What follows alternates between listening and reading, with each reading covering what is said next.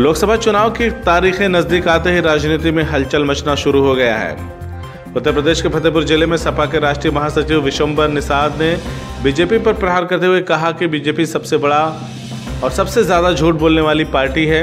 UP में लोकसभा की 80 सीटों में से 70 सीटें जीतकर सरकार बनाने का दावा किया है। वहीं उन्होंने अयोध्या मामले में चीफ जस्टिस द्वारा 4 सप्ताह में मामले को सुलझाने वाले बयान पर कहा कि बीजेपी राम मंदिर के नाम पर खेल कर रही है।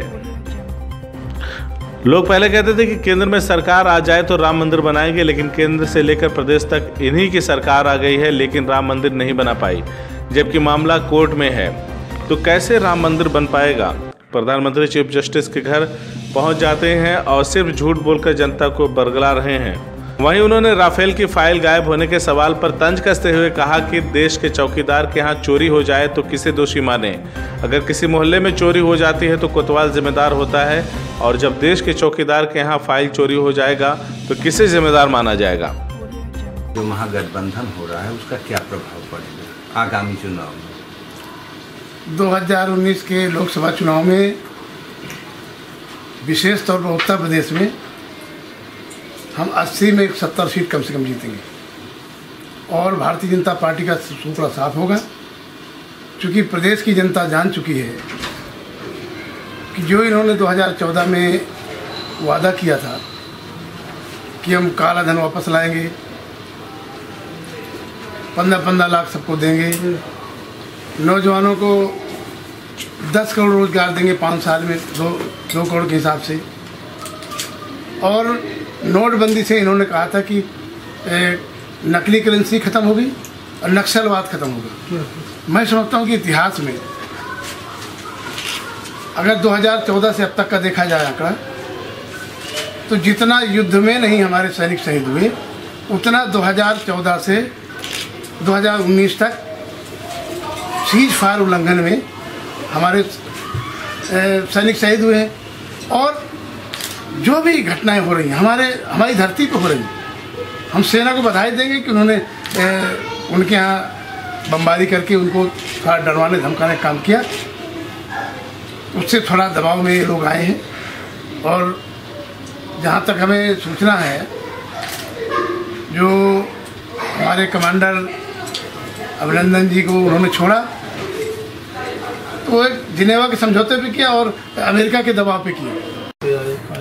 फैसला आना था जिसमें सुप्रीम कोर्ट ने 3 सदस्यीय टीम बना करके अयोध्या भेजकर 4 हफ्ते में मध्यस्थ के जरिए मामला सुलझाने की बात कही है। कितना सहमत है इससे? देखिए, भारतीय जनता पार्टी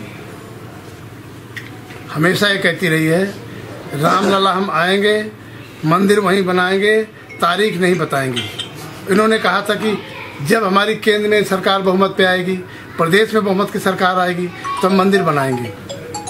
पूरी तरह से जब कोई न्यायालय मामला चल रहा है तो भारतीय जनता पार्टी के मुख्यमंत्री को, प्रधानमंत्री को या उनके मंत्रियों को, सांसदों को कोई बयान देने का अधिकार नहीं है। न्यायपालिका को अपना काम करने देना चाहिए। लेकिन जब पूरी तरह से फेल हो गए हैं तो चारों तरफ से ये दबाव बनाते हैं, और इतिहास में पहली बार देखा गया कि माननीय प्रधानमंत्री जी चीफ जस्टिस के घर पहुंच गए।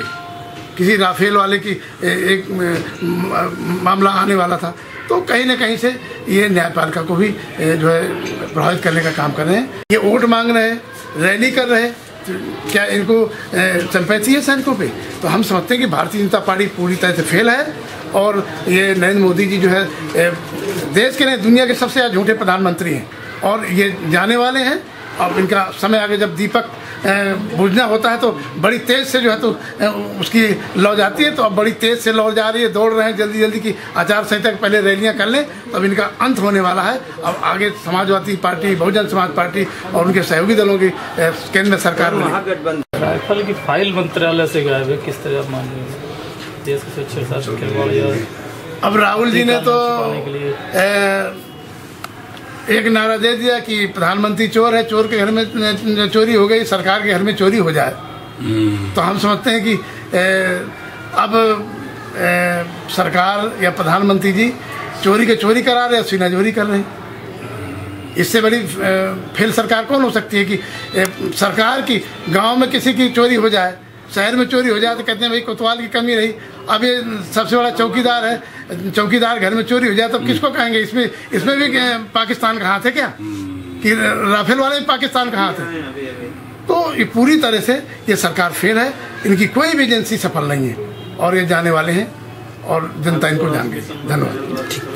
अगर आपको हमारी खबर अच्छी लगी तो खबर को लाइक करें, शेयर करें और चैनल को सब्सक्राइब जरूर करें। साथ ही स्क्रीन पर दिख रही घंटी को दबाएं ताकि आप तक हमारी सभी खबरों के नोटिफिकेशन पहुंचते रहें।